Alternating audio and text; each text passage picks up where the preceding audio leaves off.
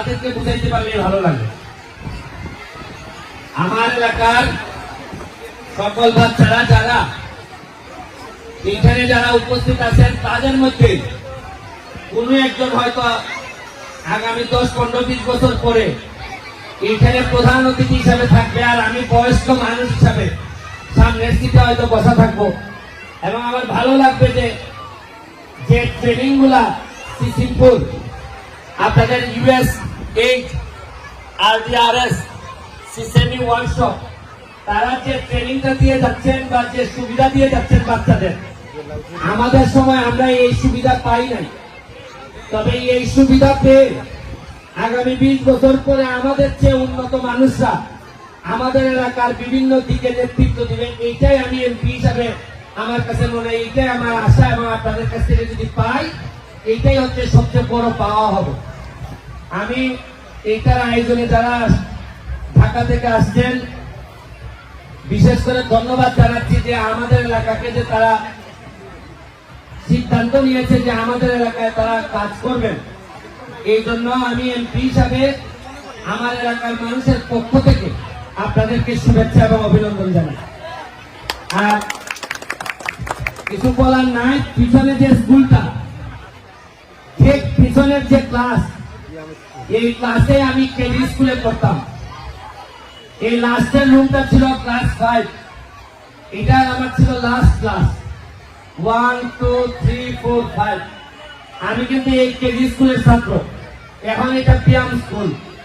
নিজের স্কুলের সামনে দাঁড়াইয়া আমি আমার এলাকার এমপি হয়ে গেছি। আমার কাছে মনে হয় যে এর চেয়ে বড় ভাগ্য কি আছে যে নিজের এলাকার সামনে আজকে আমি এমপি হয়ে বক্তব্য দিতেছি নিজের স্কুলের সামনে। এবং এই স্কুল থেকে আমি আশা করি বা অন্যান্য আমার এলাকায় আপনারা জেনে খুশি হবেন যে আমি এমপি হওয়ার পর প্রথমে যে কাজটা শুরু করছি এটা হচ্ছে কি, আমি বলছি যে আমাদের এলাকাকে আমরা পর্যটন নগরীতে রূপান্তরিত করতে চাই।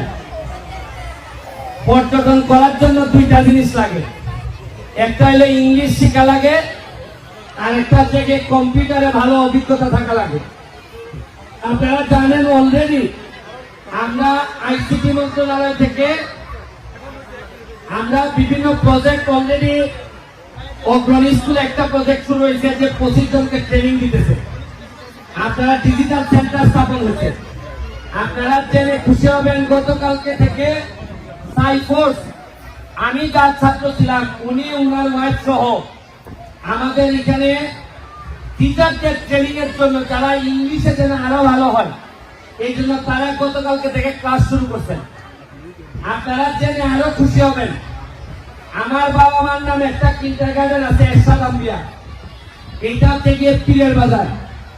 আমি সিদ্ধান্ত নিয়েছি এইবার থেকে সাইফোর্সের যিনি ওয়াইফ ম্যাডাম দায়িত্ব নেবেন।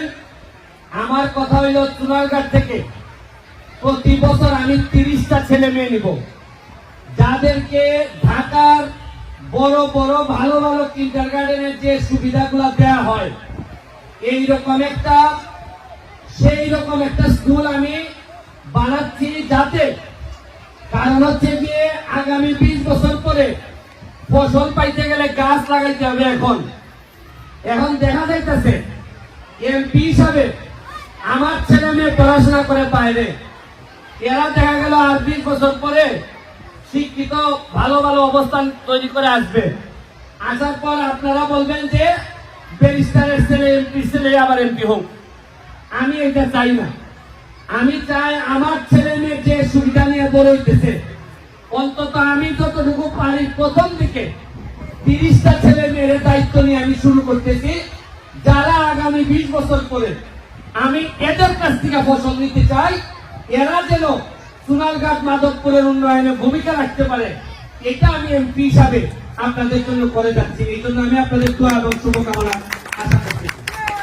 আর বাচ্চাদের মা যারা আছেন তাদেরকে বলবো, আপনারা তো মোটামুটি বেশিরভাগই এখানে এসএসসি পাস, ইন্টার পাস, কেউ মাস্টার্স পাস। দেখেন আমার তো বাবা মার পড়াশোনা ওইভাবে ছিল না, তা আবার আমার বাবা মা সোনারঘাটে থেকে পড়াশোনা ওইভাবে না থেকে তারা আমার ব্যারিস্টার বানাইছেন, ঢাকা ইউনিভার্সিটিতে পড়াশোনা করাইছেন, বিবিএ এমবিএ তে পড়াশোনা করছি, আমি ব্যারিস্টার হয়েছি, আমি ব্যারিস্টার হয়ে আমি এমপি হয়েছি আমি। তারপরে আমার নসিবে কি লেখা আছে আমি জানি না।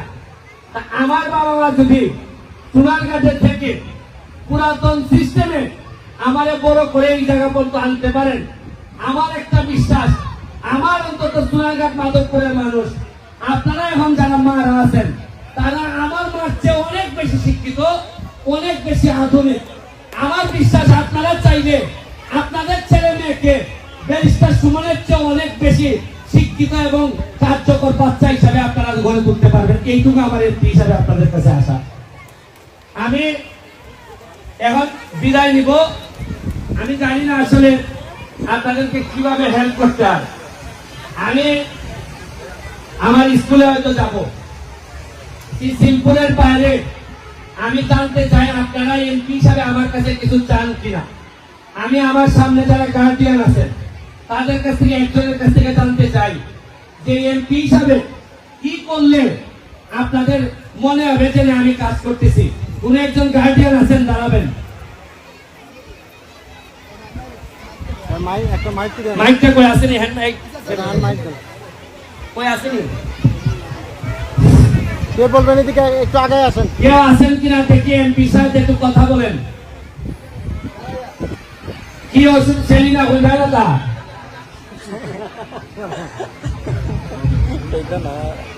আমার প্রিয় বড় ভাই সুমন এমপি সাহেব যেহেতু বলছেন, তাহলে আমি বলি ওনার স্কুল ব্যায়াম লেবুরে এবং আমাদেরও স্কুল, আমার বাচ্চারও স্কুল। আচ্ছা। অভিভাবক আমি।